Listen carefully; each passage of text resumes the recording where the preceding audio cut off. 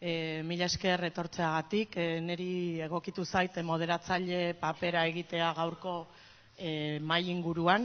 Anaizek gogorarazi duen bezala, Kolonbiako adibidea hartuko dugu aintzat, Euskal Herriko bake prozesuan zer nolako irakaspenak arditzakegun egun Kolonbian gertatzen ari denaren inguruan jakiteko, eta gurekin izango ditugu Enrique Santiago eta Christian Helsbolheimer. Barkatu. Gogorarazi soilik galderak amaieran izanen direla eta idatziz pasatu behar dituzuela, berdin da zein hizkuntzatan, saiatu bai letra argiz idazten eta albalitz letra larriz, eta gero nik pasatuko izkiet izlariei, bai? Egongo dira pertsona batzuk jasoko dituztenak zuen galderak. Je disais qu'il y aura des personnes qui vont recueillir les questions à poser aux intervenants. S'il vous plaît, veuillez écrire clairement. Vous pouvez le faire en euskara, en français ou en espagnol. Et je traduirai les questions pour eux. Bai? Eta hortaz, hitza emango diot Enrique Santiagori, bera abokatua da eta Farken aholkulari juridikoa izana da Kolonbiako bake prozesuan lan eginez. Muchas gracias por invitarme hoy a estar aquí con todos ustedes en un día además pues tan cargado de buenas noticias y de ilusiones.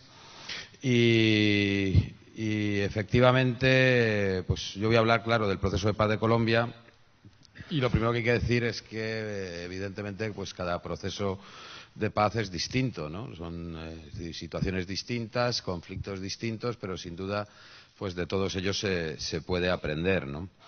A pesar de que el tema es el proceso de la dejación de armas, es muy complicado hablar de la dejación de armas sin antes explicar cómo se ha podido llegar hasta esa decisión, es decir, cómo se ha ido construyendo todo el proceso de conversaciones, cómo se han ido construyendo los acuerdos y más pues en un conflicto que ha durado nada más y nada menos que, según cómo se quiera medir, pero como poco desde la creación, la aparición de las Fuerzas Armadas Revolucionarias de Colombia, 52 años. Hay muchos historiadores que incluso obviamente lo datan antes, ¿no? Las FARC son más bien una consecuencia de un conflicto que otros historiadores pues datan que se inició en 1948, cuando comenzó la denominada época de la violencia en Colombia, y desde entonces, al menos desde 1948, pues Colombia ha vivido una situación de conflicto armado interno pues prácticamente ininterrumpida, ¿no? Este proceso de paz, que concluyó con el acuerdo del 24 de noviembre del año 2016, era el cuarto proceso de paz que se desarrollaba entre el gobierno de Colombia y las FARC. Los tres anteriores, a partir de 1984, el proceso que se denominó de Casa Verde, 1991-92, Caracas y Tlaxcala, México, 1998-99, el inicio del proceso del Caguán.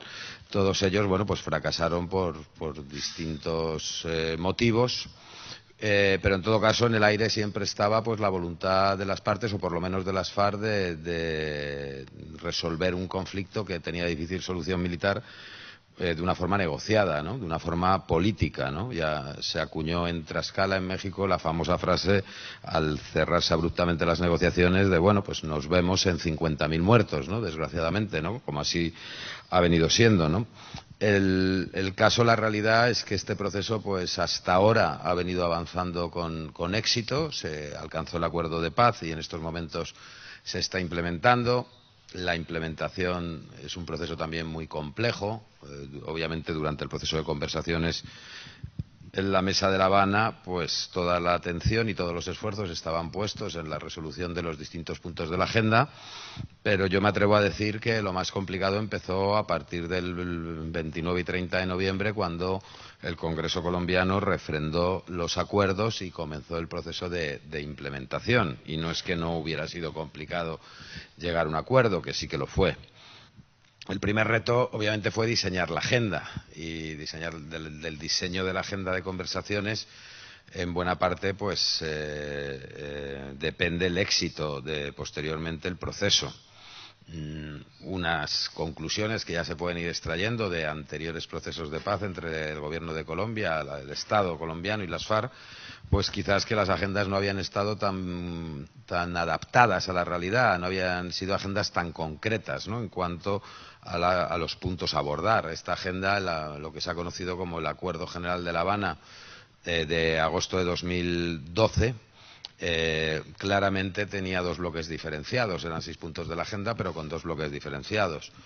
Un primer bloque que hacía referencia a las causas del conflicto, el problema rural y el problema de la participación política. Sin duda han sido los 2 grandes problemas que han llevado a Colombia a una historia sucesiva, o a procesos sucesivos de conflictos prácticamente desde la independencia de la corona española.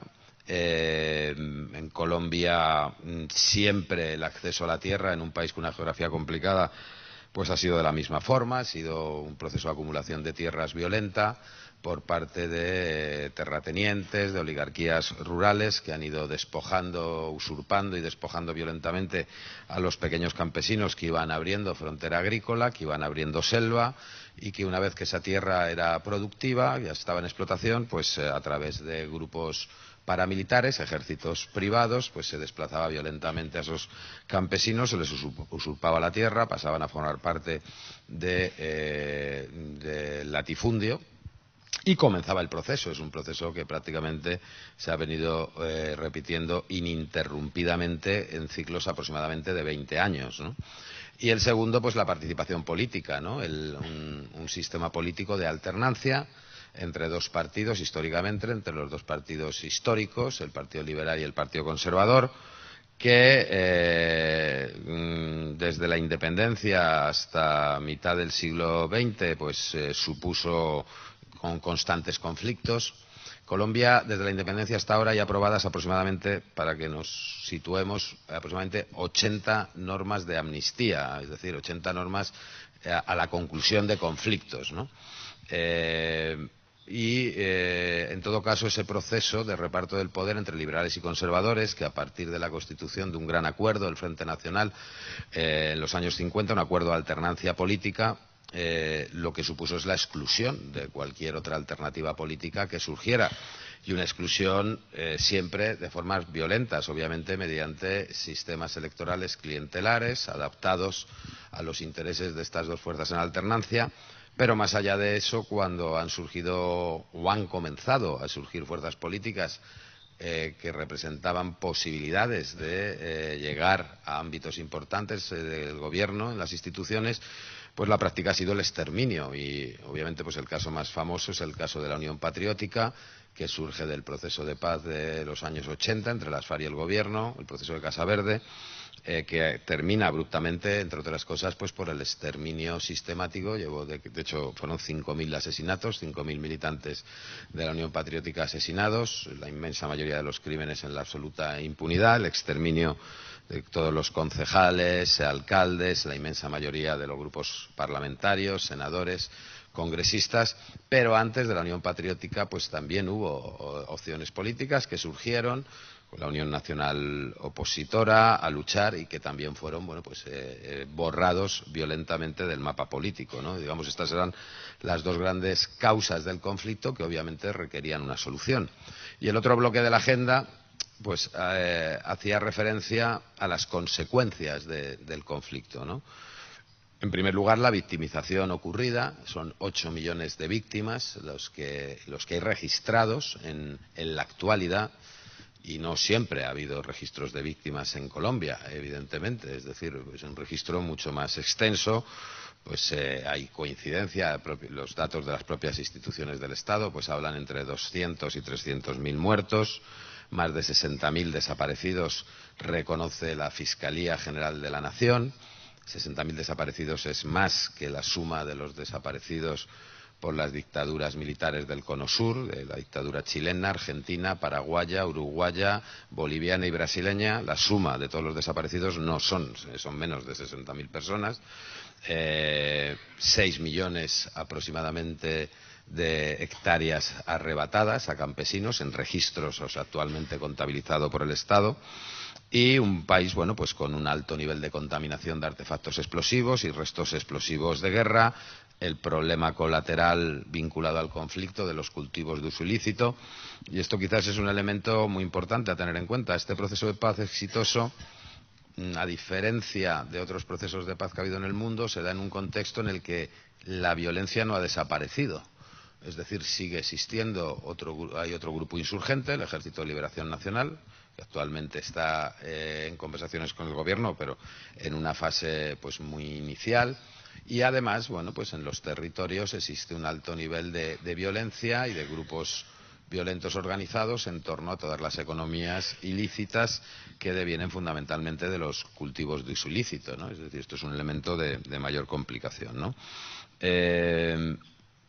Las consecuencias, evidentemente, bueno, pues estos puntos de la agenda sobre las consecuencias del conflicto, las víctimas, las garantías de seguridad, es decir, la erradicación del paramilitarismo, la dejación de las armas, como no, la descontaminación de artefactos explosivos y la verificación de esos acuerdos, ¿no? Las garantías de seguridad y el punto de víctimas, es decir, consecuencias del conflicto, fueron los que más dificultades tuvieron a la hora de construirse en la mesa de conversaciones. Curiosamente, mientras que los puntos que hacían referencia a las causas del conflicto pues se solventaron con acuerdo por cada uno de ellos aproximadamente en 6-7 meses, estos dos otros puntos, el de garantías de seguridad y víctimas, fueron los que más tiempo tardaron en abordarse, ¿no? Garantías de seguridad, pues prácticamente fue un año, fue necesario intercambiar hasta 47 borradores entre ambas partes de documento. La conversación comenzó con una propuesta sobre la mesa que hacía la guerrilla de las FARC. La propuesta era ni más ni menos que el primer punto debería ser un compromiso del Estado de garantizar el monopolio en el uso de la fuerza y de las armas, como corresponde a cualquier Estado democrático. Y sorprendentemente la primera contestación del gobierno colombiano fue que no aceptaba esa propuesta, que en esos momentos no estaban en condiciones de garantizar ese monopolio del uso de la fuerza y de las armas. Es decir, el propio Estado reconocía que el problema del paramilitarismo hace tiempo que se escapó de control. Es decir, el paramilitarismo en Colombia ha penetrado todas las estructuras del Estado, institucionales, de la sociedad.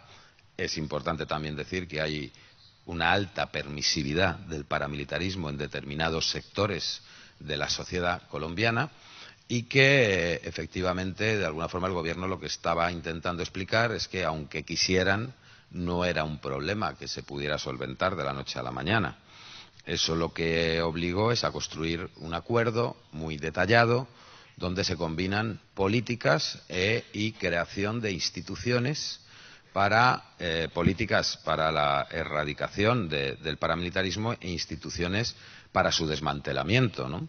Desde pues nuevas instancias de coordinación de la política de seguridad a, por ejemplo, quizás lo más importante, una nueva fiscalía especializada cuya función exclusiva es el combate de los grupos paramilitares y su persecución ante los tribunales, y que además, pues curiosamente, no tiene una competencia exclusiva, sino que comparte esa competencia con el resto de instituciones del Estado y concretamente con la Fiscalía General de la Nación, encargada de combatir el paramilitarismo. Lo que se trata es de estimular de alguna forma que las instituciones hagan su trabajo, y si las instituciones no hacen su trabajo, pues esta nueva institución será la que tenga que acometerlo.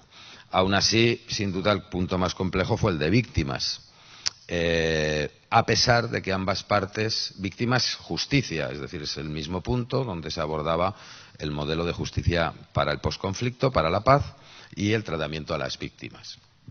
Ambas partes estaban de acuerdo en que ese nivel tan importante, esa cantidad tan importante de víctimas, pues exigía que las víctimas fueran el eje de cualquier acuerdo, y con dos grandes premisas que asumieron desde el inicio de las conversaciones ambas partes. En primer lugar, no podía haber un proceso de intercambio de impunidades, lo cual ya suponía de alguna forma que ambas partes reconocían que tenían responsabilidades, y en segundo lugar, situar a las víctimas en el centro del acuerdo pues significaba el pleno reconocimiento y garantía al menos de los 4 derechos fundamentales que en el derecho internacional se reconocen a las víctimas de las graves violaciones de los derechos humanos y de las graves infracciones del derecho internacional humanitario: el derecho a la verdad, el derecho a la justicia, el derecho a la reparación y las garantías de no repetición. Este punto de víctimas tardó en cerrarse 22 meses, es decir, fue con diferencia el punto más complejo de las conversaciones, 4 veces más que, por ejemplo, el punto sobre reforma rural, que es el que debería poner las bases para no solamente solucionar el conflicto, sino evitar que se reprodujera en el futuro. La solución al final pues fue una solución compleja, como corresponde a un problema complejo, que se articula sobre la creación de un sistema de justicia. Creo que esto es importante resaltarlo. Yo creo que no es correcto, en técnica jurídica, no es correcto hablar de un sistema de justicia transicional. Desde el punto de vista sociológico, politológico, probablemente se pueda hablar de justicia transicional, pero desde el punto de vista jurídico yo estoy convencido de que no. Esto es otra cosa, es un sistema de justicia para la paz y para la reconciliación.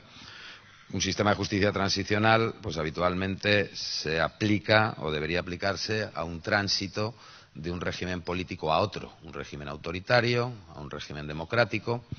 En Colombia no está habiendo un tránsito de un régimen político a otro. En Colombia hay un acuerdo de ambas partes de respetar el actual marco constitucional con las debidas reformas para garantizar, entre otras cosas, la debida participación política, con garantías de seguridad para todo el mundo, pero en el marco del actual modelo constitucional. Y, en todo caso, un modelo de justicia para la paz permite aplicar normas diferentes que, desde mi punto de vista, o al menos eso se entendió en la mesa de conversaciones, no se pueden aplicar a un modelo de justicia transicional. Por ejemplo, en un modelo de justicia para la paz se puede aplicar el derecho internacional humanitario, el derecho aplicable a los conflictos armados.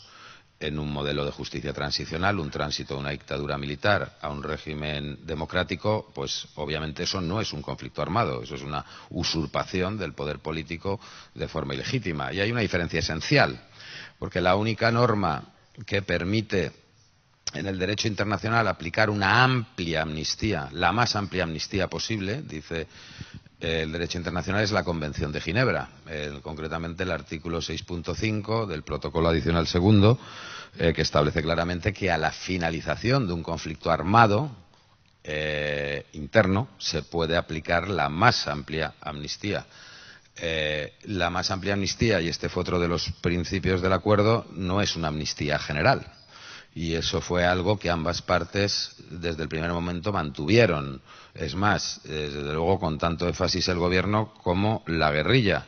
Porque de alguna forma, cuando lo que se trata, o ese fue el análisis, especialmente el que hizo la guerrilla, cuando se trata de transformarse en una fuerza política, pues inseguridades jurídicas las menos. Es decir, en el futuro político no puede estar pendiente de los albures de los procedimientos judiciales, con lo cual hay dos formas de extinguir las responsabilidades penales. Una, obviamente, es la amnistía, que tiene unas limitaciones claras en el derecho internacional y concretamente en el Estatuto de la Corte Penal Internacional, pero otra forma de extinguir las responsabilidades evidentemente es la aplicación de sanciones y su cumplimiento, evidentemente, con lo cual esto es un sistema que, para dar mayor garantías de seguridad jurídica, combina ambos mecanismos, ¿no?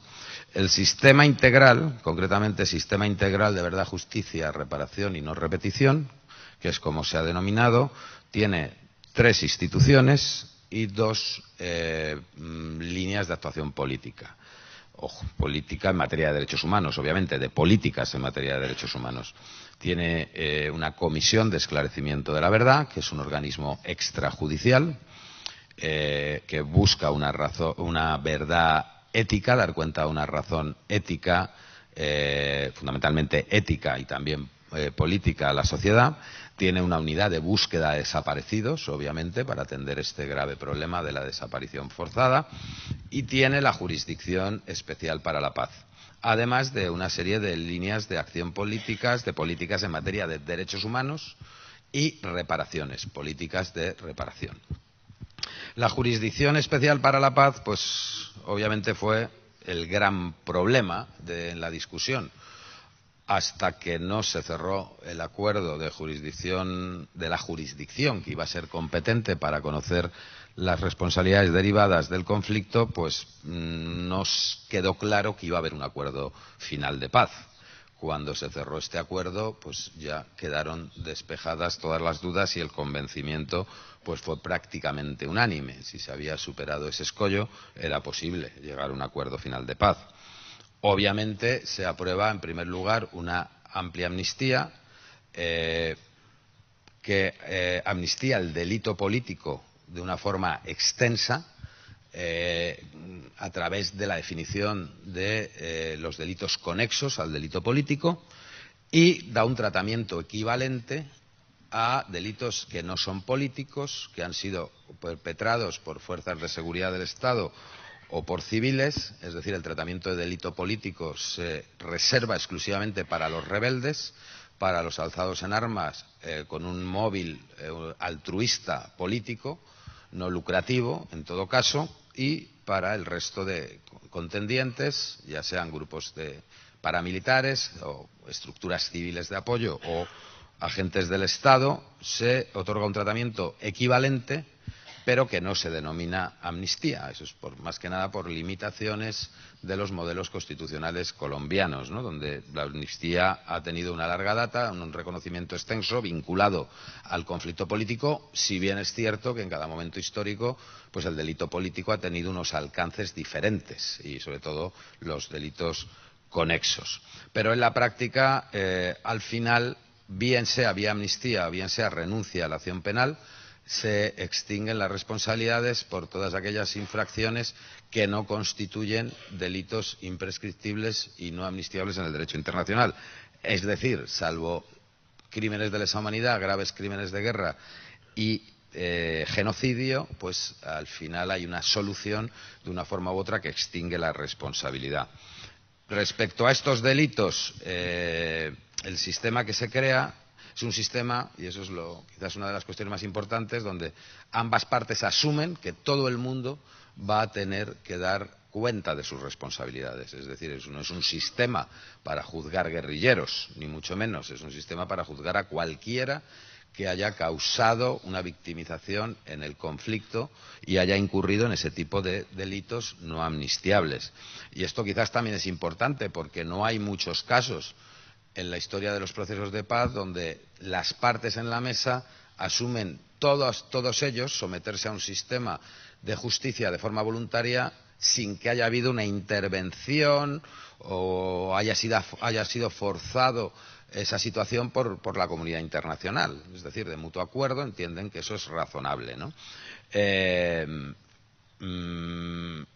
Obviamente el reto de juzgar, de conocer 8 millones de victimizaciones no es sencillo y sobre todo desde una perspectiva en la que es fundamental combatir la impunidad, porque en Colombia pues ha habido mucha impunidad, es estructural la impunidad, eso lo reconocen las propias instituciones colombianas, los informes de la Fiscalía de la Corte Penal Internacional.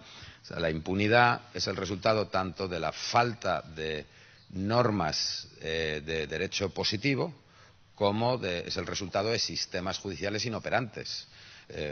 Puedes tener normas estupendas, muy bien construidas, pero si el sistema de procedimiento es inoperante, el resultado sigue siendo impunidad.